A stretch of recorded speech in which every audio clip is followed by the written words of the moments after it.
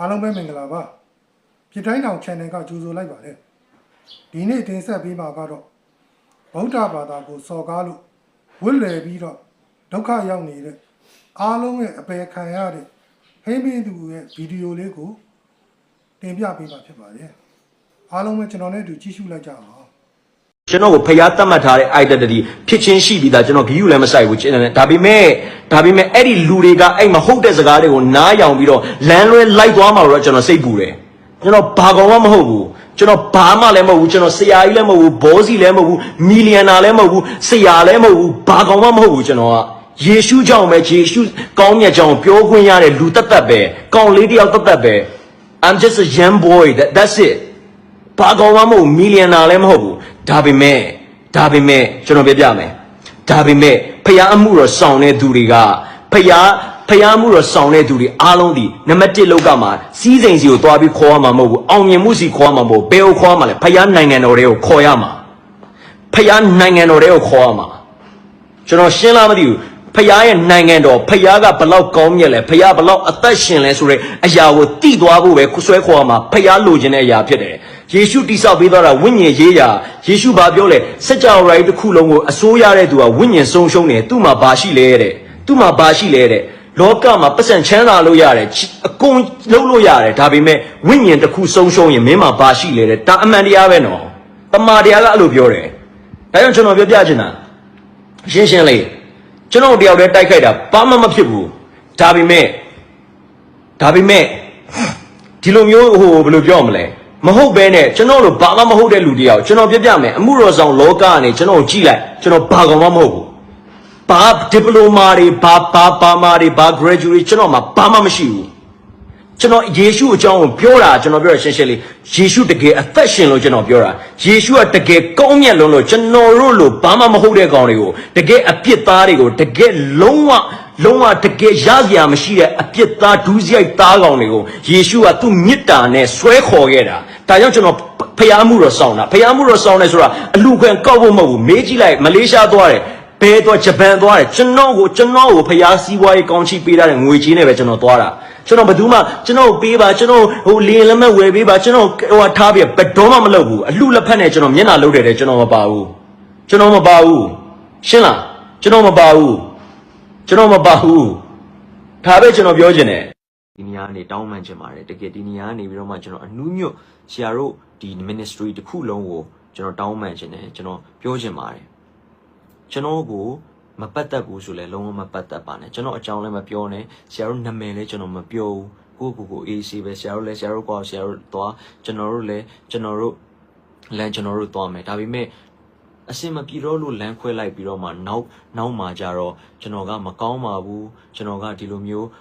နာမည်ကြီးခြင်းလို့ရှောက်လို့ပါတယ် celebrity တွေကဘာဖြစ်ပါတယ်ညာဖြစ်ပါတယ်ဆိုပြီးတော့မှအနုပညာသမားတွေကဘာဖြစ်ပါတယ်ညာဖြစ်ပါတယ်ဆိုပြီးတော့နောက်ွယ်မှာတိုက်ခိုက်တာတော့မကောင်းဘူးဆိုတဲ့အရာတော့ကျွန်တော်ဒီနေ့မှာကျွန်တော်ပြောချင်ပါတယ်ဘယ်လောက်ပဲပြောဟိုဘက်ကဆူတောင်းပေးနေလိမ့်မယ်တဲ့အပြစ်ပြင်တင်နေမှာဟုတ်ကဲ့ပါကျေးဇူးတင်ပါတယ်အဲ့ဆိုလို့ရှိရင်လည်းကျွန်တော်ဆူတောင်းမပြီးရင်လည်းရပါတယ်ဒါပေမဲ့ကျွန်တော်ရဲ့အကြောင်းကိုပဲနောက်ွယ်မှာတခြား ministry တွေကိုလိုက်ပြီးတော့မပြောရင်ပဲကျွန်တော်ကျေနပ်ပါတယ်လို့ပြောချင်ပါတယ်ကျွန်တော်အားလုံးကျွန်တော်နောက်ခါကျွန်တော်ထပ်ပြီးတော့မှကျွန်တော်အကြောင်းတွေလည်းထပ်မပြောပါနဲ့တော့လို့ကျွန်တော်ဒီနေရာကနေပြီးတော့မှအနူးညွတ်ကျွန်တော်မေတ္တာရက်ခံခြင်းပါတယ်အနူးညွတ်ကျွန်တော်တောင်းပန်ခြင်းပါတယ်လို့ဒီနေရာကနေပြီးတော့ပဲဟုတ်လဲဆိုတော့ကျွန်တော်လည်းပြဿနာတွေထပ်လည်းမဖြစ်ချင်တော့သလိုကျွန်တော်လေမပတ်သက်ချင်တော့ဘာလို့လဲဆိုတော့တမာတရားနဲ့ပဲကိုယ့်ကို AC လေးပဲကျွန်တော်သွားခြင်းတယ်ကိုပဲကျွန်တော် AC လေးနေခြင်းတယ်ဖခင်ကျွန်တော်ပြုခိုင်းတဲ့အမှုအရာတွေကိုပဲကျွန်တော်သွားခြင်းတယ်ဒါကြောင့်မလို့ကျွန်တော် EACC ပဲနေခြင်းပါတယ်လို့ကျွန်တော်ကိုတခြားလူတွေလည်းတခြားအသင်းတော်တွေကိုသွားပြောထားပြီးတော့အသင်းတော်ကလူတွေလည်းကျွန်တော်အကြောင်းကိုပြန်ကြားတယ်ဆိုလဲမပြောပါနဲ့တော့လို့ကျွန်တော်လာပြီးတော့လဲကျွန်တော်ဒီနေ့မှာကျွန်တော်နောက်ဆုံးအနေနဲ့ကျွန်တော်ပြောခြင်းဖြစ်တယ်နောက်ဆုံးအနေနဲ့ဒီအကြောင်းနဲ့ပတ်သက်ပြီးကျွန်တော်ပြောခြင်းဖြစ်တယ်ဒါပေမဲ့ကျွန်တော်ဘက်ကိုတော့ထပ်ပြီးတော့ကျွန်းလာပြီးတော့ထပ်ပြီးတိုက်ခိုက်လာမယ်ဆိုလို့ရှိရင်တော့ဘုရားသခင်စီရင်သွားပါလိမ့်မယ်ကျွန်တော်တယောက်တည်းမဟုတ်ဘူးလေဒီခံရတဲ့သူတွေကအများကြီးပဲလေကျွန်တော်အကြောင်းနောက်ွယ်မှာ ထပ်ပြီးတော့မပြောပါနဲ့တော့လို့အဲ့ဒီကဆရာတွေကိုလည်းကျွန်တော်တောင်းပန်ပါတယ်ပြောချင်လဲဆိုလို့ရှိရင်လည်းကျွန်တော်မကျင်တတ်ဘူးဆိုတာတဲ့ပြောပါဘာလို့နောက်ွယ်မှာရှေ့မှာတော့ကျွန်တော်တို့က by left နဲ့သွားတာပါ by long နဲ့မဟုတ်ဘူးရှေ့မှာတော့ပြုံးနဲ့နောက်ွယ်မှာအတင်းတုံနေတာကတကယ်ကိုမကောင်းတဲ့အရာဖြစ်တယ်အတင်းတုံတယ်ဆိုတာကျွန်တော်မဟုတ်မမှန်တဲ့စကားတွေကိုပြောနေတာအရင်ရှက်ဖို့ကောင်းပါတယ်ကျွန်တော်တို့လောကသားတွေတောင်မှဒီလိုမလုပ်တဲ့သူတွေအများကြီးရှိပါတယ်ဒီလိုမလုပ်ကြတဲ့သူတွေအများကြီးရှိပါတယ်ဒါပေမဲ့တကယ်အကောင်းမြတ်ဆုံးသောအသက်ရှင်တဲ့ဖခင်ကိုယထားပြီးွားတော့မှဒီလိုလုပ်တယ်ဆိုလို့ရှိရင်တော့မကောင်းဘူးဆိုတဲ့အရာလေးကျွန်တော်ပြောချင်ပါတယ်လို့ကျွန်တော်မနေ့ကလည်းဒီကိစ္စကိုကျွန်တော်ကြားချင်းဒီကိစ္စကိုကျွန်တော်ကြားချင်းကျွန်တော်ဒေါသထွက်ပြီးတော့ကျွန်တော် live လွှင့်တယ် live လွှင့်ခဲ့တဲ့အခါမှာကျွန်တော် live လွှင့်တဲ့အခါမှာကျွန်တော်ဒေါသထွက်သွားတယ်အဲ့တော့အဲ့ဒီຢာထဲမှာလည်းကျွန်တော်အဲ့ဒါကြောင့်ကျွန်တော် live ကိုကျွန်တော်ဖြတ်လိုက်တယ်အဲ့တော့ဒီနေ့မှာကျွန်တော်ကောင်းကောင်းမွန်မွန်လေးကျွန်တော်ပြန်ပြီးတော့ရှင်းပြပေးခြင်းနဲ့ကျွန်တော်ဘာကောင်မှမဟုတ်ဘူးကျွန်တော်ဘာမှလည်းမဟုတ်ဘူးကျွန်တော်တကယ်ကိုဖခင်ယေရှုကိုချစ်တဲ့လူငယ်လေးတစ်ယောက်ပါပဲဒီလောက်ပါပဲယေရှုကိုချစ်တဲ့လူငယ်လေးတစ်ယောက်ကျွန်တော်တမန်တရားတွေဘယ်လောက်သိတယ်ပါတယ်ဆိုတော့လူလည်းမဟုတ်ဘူးကျွန်တော်ယေရှုကိုချစ်တဲ့လူငယ်လေးတစ်ယောက်ပဲပုံမှန်လူငယ်လေးတစ်ယောက်ပါပဲဒါပါပဲကျေးဇူးတင်ပါတယ်ကျွန်တော်ဘယ်သူမှဝေမဖန်ပါဘူးကျွန်တော်ဒီတဲမှာဝေဖန်နေတဲ့အကြောင်းကျွန်တော်ဘယ်သူမှဝေဖန်နေဆိုတဲ့စကားကျွန်တော်စီမှာမရှိဘူးကျွန်တော်ကိုဒီဆရာတို့ကတကယ်ရှိမှာတော့ငါတို့သူများအကြောင်းမပြောနဲ့သူများအကြောင်းတွေဆိုစိတ်မဝင်စားဘူးသူများတွေဘာဖြစ်တယ်ဒါပေမဲ့ကိုနဲ့အစင်မပြေတဲ့သူတွေကိုတော့နောက်ွယ်မှာဒီလူကဘာဖြစ်ပါတယ်ဒီလူကဘာပါဒီလူနဲ့မပတ်သက်ပါနဲ့မပတ်သက်ချင်အောင်လုပ်တဲ့သူတွေဘာလို့ဖြစ်အောင်လုပ်တာလဲဆိုတာကျွန်တော်နဲ့မနေ့ကဆရာတယောက်ဖုန်းပြောဖြစ်တယ်အဒီဆရာနဲ့လိုက်ခဲ့တဲ့သူဒီဆရာနဲ့သွားလာခဲ့တဲ့သူပဲသူ့ဆိုလို့ရှိရင်နောက်ွယ်မှာမဟုတ်သူကြရပြောပြီးတော့ဒီခရိယန်လောကထဲမှာနေလို့မရအောင်လို့ပါလုပ်ခဲ့တယ်တကယ်တော့ဒီဆရာရဲ့ဘဝအင်မတန်တနာဖို့ကောင်းတယ်အဲ့လိုလူတွေကျွန်တော်စီမှာအများကြီးရှိတယ်ဒါပေမဲ့သူတို့တွေကမပြောကြဘူးဖះမျက်နှာကိုထောက်ပြီးမပြောကြဘူးဒါပေမဲ့ကျွန်တော်ပြောရဲဆိုတာကကျွန်တော်ပြောရဲဆိုတာအလကားပြောတာမဟုတ်ပါဘူးကျွန်တော်ဒီကနေပြီးတော့တောင်းပန်ခြင်းနဲ့ဆရာတို့လည်းအမင်္ဂလာမယူစေခြင်းဆရာတို့ဒီတိုင်းသာဆက်လုပ်နေမယ်ဆိုရင်ဆရာတို့အတွက်ဖြစ်လာမယ့်အမင်္ဂလာအင်မတန်ကြီးရဲဆိုတော့ကျွန်တော်ကြိုးမြင်နေလို့ပြောချင်ပါဆရာတို့ကဖះလူတွေပဲလို့ဆရာတို့ကအမြဲပြောကြတဲ့အတိုင်းပဲဆရာတို့ကဖះလူတွေပါဟုတ်တယ်နော်ဆရာတို့ကဆရာဖះလူတွေဆိုလို့ရှိရင်ဖះလူဆိုရင်ဖះစီရင်မဲ့အမင်္ဂလာဖះနဲ့ပတ်သက်တဲ့သူတွေဖះအကြောင်းပြောတဲ့သူတွေတက်ပဲဖះအကြောင်းတက်ပဲပြောချင်တဲ့သူတွေကိုနောက်ွယ်မှာမပြောနိုင်အောင်လိုက်ပြီးတော့တိုက်ခိုက်တယ်လုပ်တယ်ဆိုလို့ရှိရင်တော့ဆရာတို့တို့အမင်္ဂလာပါလဲဆိုတော့ဆရာတို့ကောင်းကောင်းနားလည်မှာပါဆရာတို့ကောင်းကောင်းနားလည်မှာပါကျွန်တော်ဒီလောက်ပဲပြောချင်ပါတယ်ပြီးတော့ဒီမှာရှိတဲ့လူငယ်တွေအားလုံးလည်းကျွန်တော်ပြပြချင်တယ်နာမည်ကြီးတိုင်းဖះသုံးတာမဟုတ်ဘူးနာမည်ကြီးတိုင်းဖះသုံးတာမဟုတ်အပြောကောင်းတိုင်းဖះသုံးတာမဟုတ်ဘူးဓမ္မရာဆိုရင်စတုတ္ထစာဆောင်ကျွန်တော်ဖတ်ကြည့်တဲ့အခါမှာနာမည်မကြီး sorry တကယ်ဥမှာဖះနဲ့မသွားလာပဲနဲ့ဖះကိုပြစ်မှားတဲ့ဘယင်တွေအများကြီးပဲဘယင်တော့ဖြစ်တယ်နော်ဘယင်တော့ဖြစ်တယ်ဒါပေမဲ့ဖះကိုပြစ်မှားပြီးတော့မှဖះလူမျိုးတွေကိုလမ်းလွဲစေတဲ့ဘယင်တွေအများကြီးပဲဒါပေမဲ့သူတို့မျိုးရိုးကတကယ်မလှခဲ့ဘူးအဲ့တော့ကျွန်တော်ပြောချင်တယ်ကျွန်တော်တို့ဒီဘက်အခြေအနေအားလုံးဒီဘာလဲဆိုတော့ကျွန်တော်တို့အားလုံးဒီတကယ်တမန်တရားနဲ့လူတွေမယုံကြည်တဲ့သူတွေကိုကျွန်တော်တို့ကိုကြည်ပြီးတော့မှကျွန်တော်တို့ကတကယ်ကျွန်တော်တို့ရဲ့ဖခင်တကယ်ယေရှုခရစ်တော်ကတကယ်အသက်ရှင်ပါတယ်ဆိုတဲ့အရာကိုသိဖို့ပဲဖြစ်ပါတယ်အဲ့တော့နောက်ွယ်မှာအတင်းတုတ်တယ်နောက်ွယ်မှာဘာဖြစ်တယ်ဆိုတဲ့အရာတွေပြောနေတာကဒီအကြောင်းတွေကိုမယုံကြည်တဲ့သူတွေကြားရင်အရင်ရှက်ဖို့ကောင်းပါတယ်ဒါလည်းကျွန်တော်နောက်ဆုံးအနေနဲ့ပြောချင်တယ်ကျွန်တော်အများကြီးမပြောတော့ပါဘူးကျွန်တော်ဘာကောင်းမှမဟုတ်ဘူးအဲ့တော့ဆရာတို့ ministry ကလူတွေလည်းရက်ပေးပါအဲ့ဆရာတကယ်ခေါင်းဆောင်ဖြစ်တဲ့ဆရာကိုလည်းကျွန်တော်တကယ်ကိုပြောချင်ပါတယ်ဆရာကပြောတယ်ဆိုတဲ့အရာကျွန်တော်စီမှာ screenshot ရှိပါတယ် screenshot နဲ့ကျွန်တော်တည်တယ်ကျွန်တော်လာပြောကြတဲ့ဟာတွေလည်းရှိတယ်အဲဒါကြောင့်မလို့ကျေးဇူးတင်ပါတယ်အဲ့တော့မှဘုရားသခင်ယေရှုတော်ကျွန်တော်ချီးမွမ်းတယ်ဒါပေမဲ့ဒီနေ့ဒီနေရာမှာပြောချင်တဲ့အရာအားလုံးကလူငယ်တွေအားလုံးတမန်တရား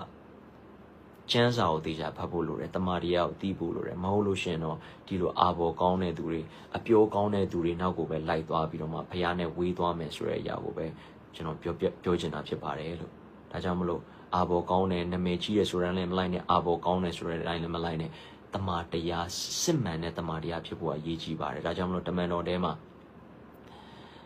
ထဲမှာဒီရှင်ဘောလူတို့ကသွားဟောတဲ့အချိန်မှာတမန်တော်တွေသွားဟောတဲ့အချိန်မှာအဲ့ဒီအသင်းတော်ကလူတွေကဘာလုပ်လဲဆိုတော့တမာတရားဟုတ်လားမဟုတ်လားဆိုပြီးတော့မှစစ်ပြီးတော့မှစစ်စစ်ကြည့်ပြီးတော့မှနားထောင်နေတယ်သူတို့ပြောတိုင်းမယုံတမာတရားဟုတ်လားမဟုတ်လားဆိုတဲ့အရာကိုနားထောင်နေတယ်တေချာကြည့်ပြီးတော့ကျေးဇူးတင်ပါတယ်နာမည်ကြီးတိုင်းဖခင်သုံးတာမဟုတ်ဘူးအာဘော်ကောင်းတိုင်းဖခင်သုံးတာမဟုတ်ဘူးနာမည်ကြီးပြီးအခုချိန်မှာတကယ်ကိုမှ influence ရှိတယ်ငါကခရစ်ယာန်လောကမှာဘလို့ influence ရှိတယ်ဆိုတဲ့လူတွေကပဲလူတွေတော်တော်များများကိုဘဝပြတ်အောင်လုပ်နေတယ်ဆိုတဲ့အရာကိုကျွန်တော်ပြပြချင်တာဖြစ်ပါတယ်ကျေးဇူးအများကြီးတင်ပါတယ်အားလုံးဖျားရှင်ကောင်းချီးပေးပါစေဟုတ်ကဲ့ဆက်လက်ပြီးတော့ဟိမင်းသူကိုဒဲပြောလိုက်တဲ့ TikTok ဆယ်လီတယောက်ကဗီဒီယိုလေးကိုတင်ပြပေးပါဖြစ်ပါတယ်ကျေးဇူးတင်ပါတယ်စိတ်တော့မစိုးဘူးနော်ချစ်လို့ပြောပြတ